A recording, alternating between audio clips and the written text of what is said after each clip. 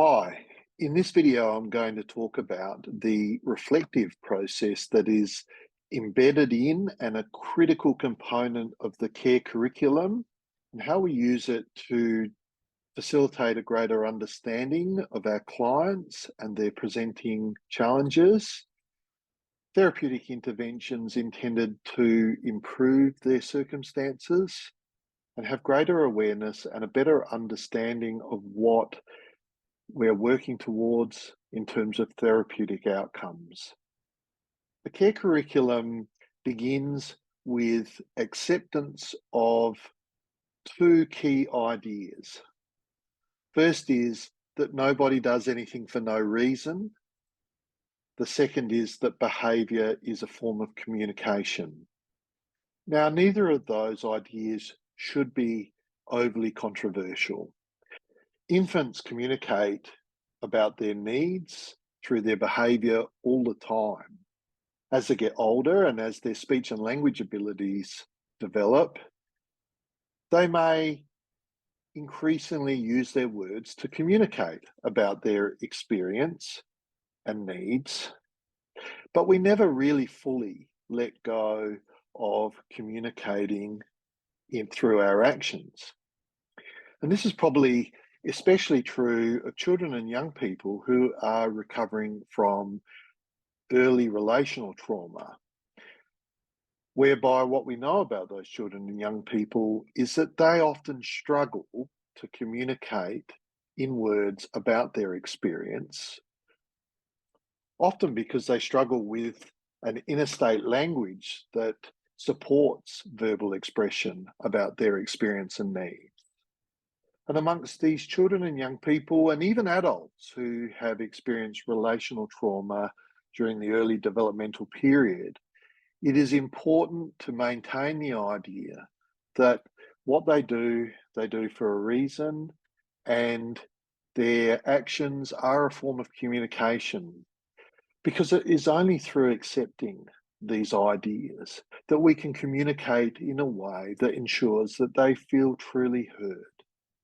So if we accept these ideas, the next step of the reflective process is to consider three questions. The first of those questions is, what is really going on here? By which I mean not just focusing on the initial behaviour or presenting concern, but turning our mind to what might really be going on behind that behaviour or presenting concern. What is in the background influencing the presentation of this behaviour or concern? We might refer to these background influences as subconscious influences. And we all have subconscious influences. These include the beliefs that we hold about ourselves, other people, and our world, how activated our nervous system is, and what we have learned about how we get our needs met, particularly in our early care environments. We don't approach life and relationships always thinking about the answers to those three aspects of our subconscious world. But if I was to ask you about those things, you could probably answer them. Just because we're not approaching life being always conscious of our beliefs about self, other, and world, always conscious of how fast our motor is running or how activated our central nervous system is, and always conscious of what our historical learning has been about how we get our needs met, it doesn't mean that they're not sitting in the background, a bit like a rudder, influencing the direction we take in any situation or encounter across the domains of our life. In fact, we don't often think about these things and approach life and roles and relationships almost on autopilot. That being said, there are individual differences between all of us. in relation to how we approach our life and our roles and our relationships, notwithstanding that we often do so on autopilot. Now, those individual differences are best explained as reflecting the subconscious influences that exist in our life. So getting back to the care curriculum, when we turn our mind to what's really going on here for the person, I think it's really important to consider what some of those subconscious influences are that play a part in the presenting challenge or behaviour of concern.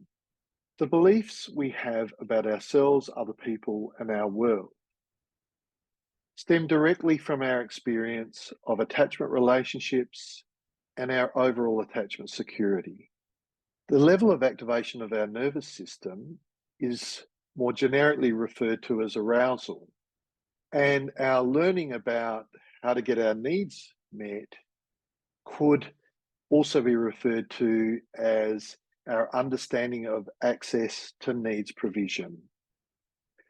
That's the 3 A's that make up the AAA model: attachment, arousal, accessibility to needs provision, and which I think provides a strong explanatory framework and basis for answering the question, what's really going on here? The next part of the reflective process is to turn our minds to what can we do to respond therapeutically to what's really going on here. This is where care features more prominently in the care curriculum. The CARE acronym stands for consistency, accessibility, responsiveness, and emotional connectedness.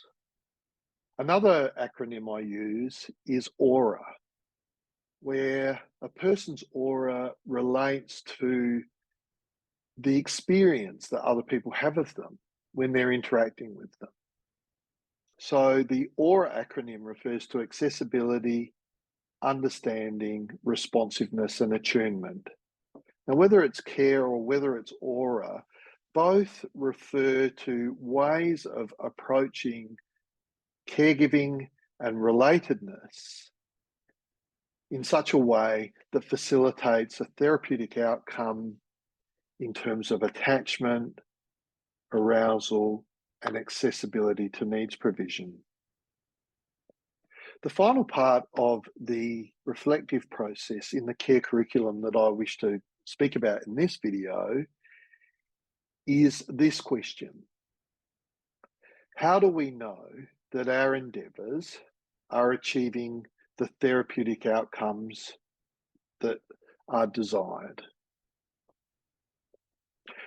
This is a really important question because human beings are natural problem solvers.